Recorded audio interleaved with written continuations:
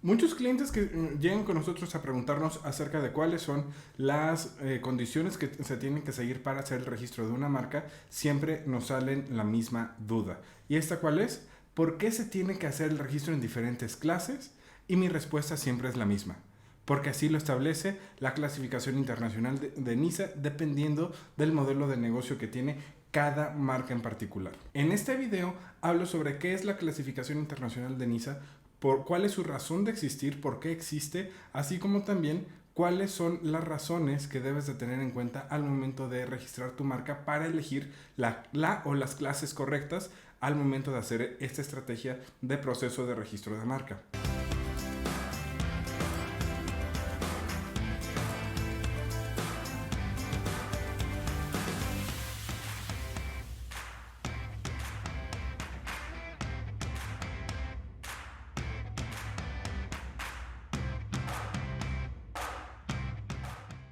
Hola, soy Ricardo Renero y en este canal hablo sobre las fascinantes áreas del derecho que son derecho del entretenimiento, derecho informático, así como explotación de bienes y activos intangibles, así como también de otros temas relacionados a propiedad intelectual.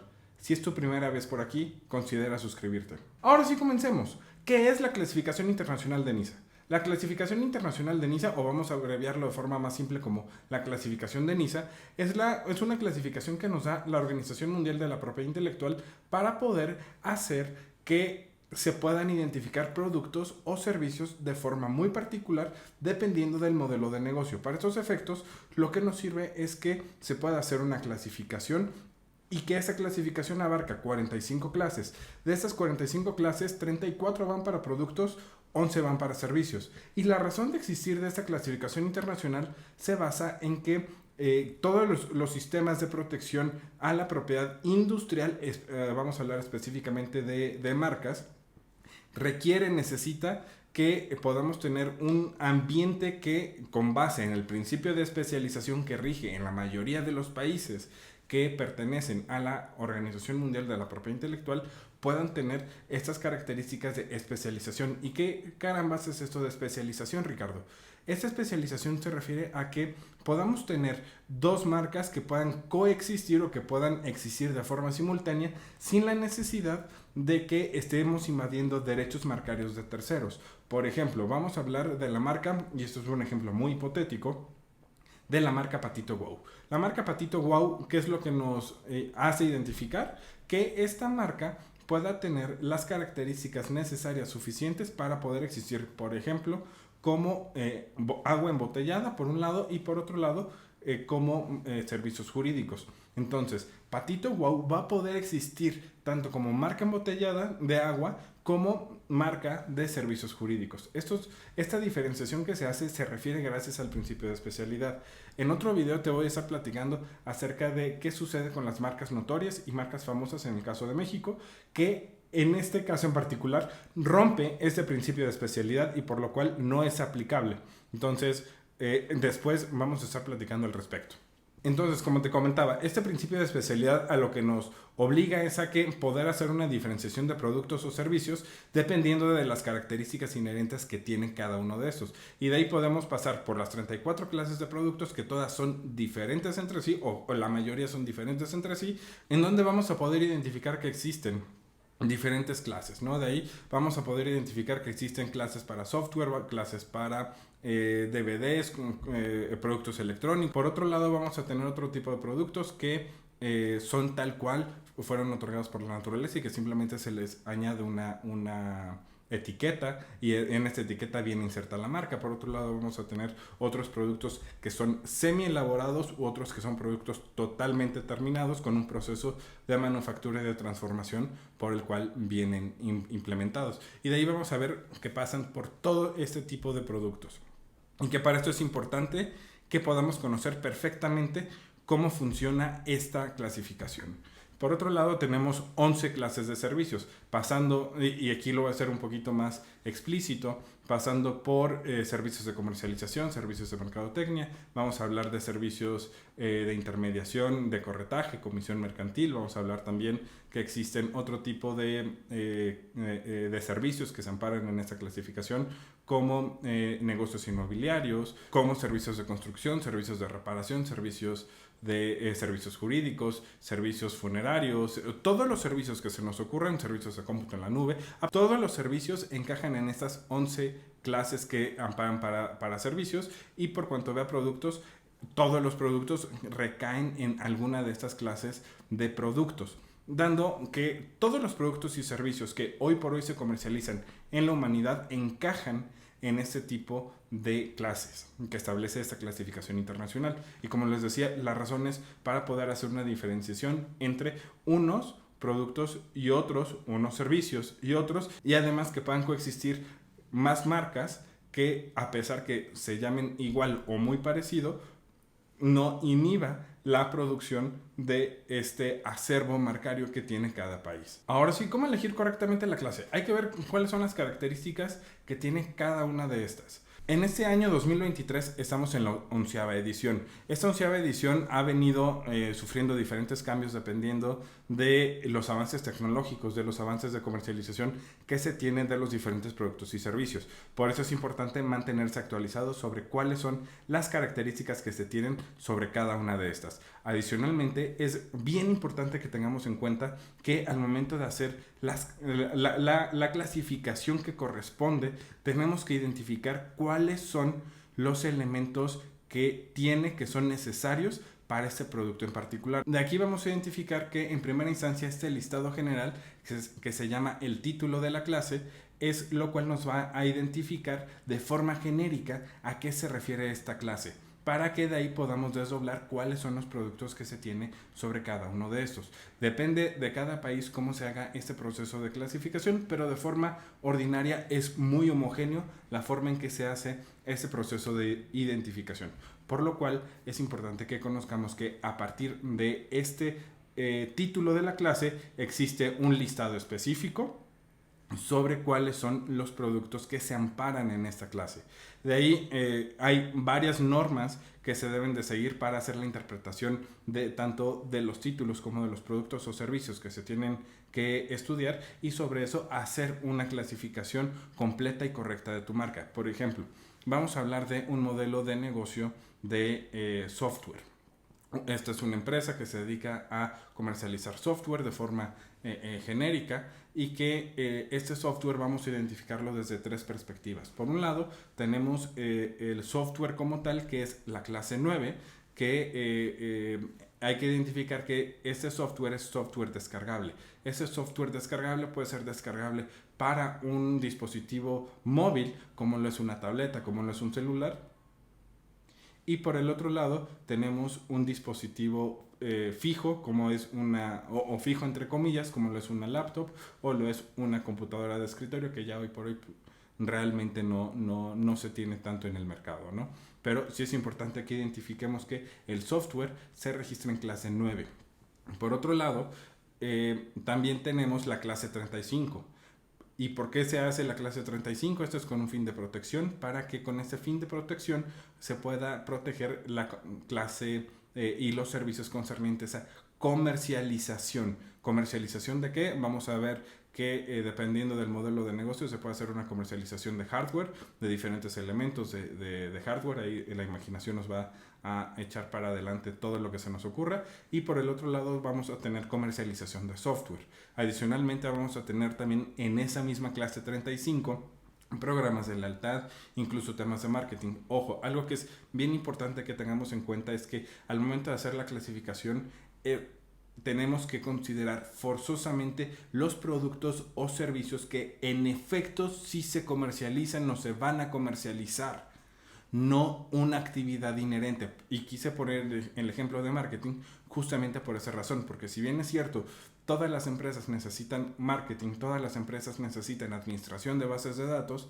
también es cierto que no es un proceso comercial que se hace para vendérselo a un cliente, para vendérselo a un tercero, y que en función de eso pueda realizarse esta actividad. Por lo tanto, es fundamental que podamos tener en cuenta esto. Para esta empresa de software de la que les hablaba, también le es aplicable la clase 42. Esto en función de que la clase 42 trata sobre procesos de investigación y desarrollo, habla sobre innovación, habla sobre servicios en general de ingeniería, habla sobre suministro de bases informáticas, suministro, no administración, a diferencia de la clase 35. También habla sobre todos los conceptos que podemos hablar cuando estamos tratando de tecnologías de la información y la comunicación, las TICs. Con base en esto es que podemos generar este ecosistema. De ahí podemos encontrar también que existe el cómputo en la nube en sus diferentes modalidades, ya sea como plataforma, ya sea como infraestructura, ya sea como software, como servicio.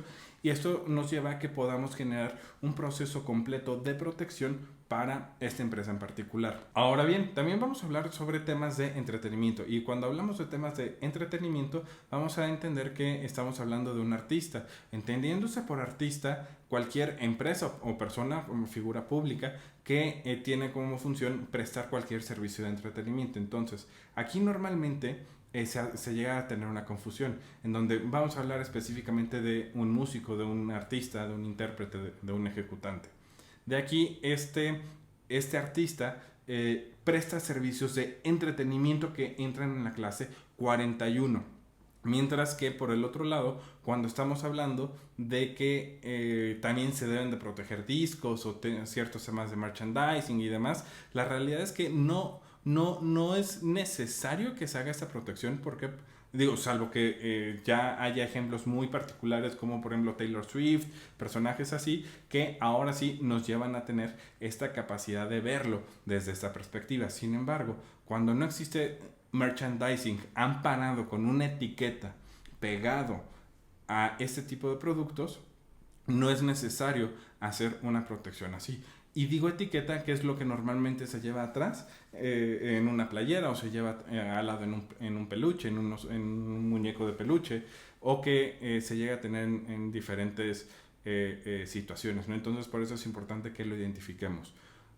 En el tema de discos, tampoco es necesario que se haga una protección como discos, ya sea CD-ROM, DVDs, Blu-ray o cualquier otra tecnología o cualquier otro medio digital u óptico, para que se pueda hacer esta protección. ¿Por qué? Porque al final el que tiene esta protección o al que se le debe atribuir esa protección como marca es para las disqueras, no así para el artista.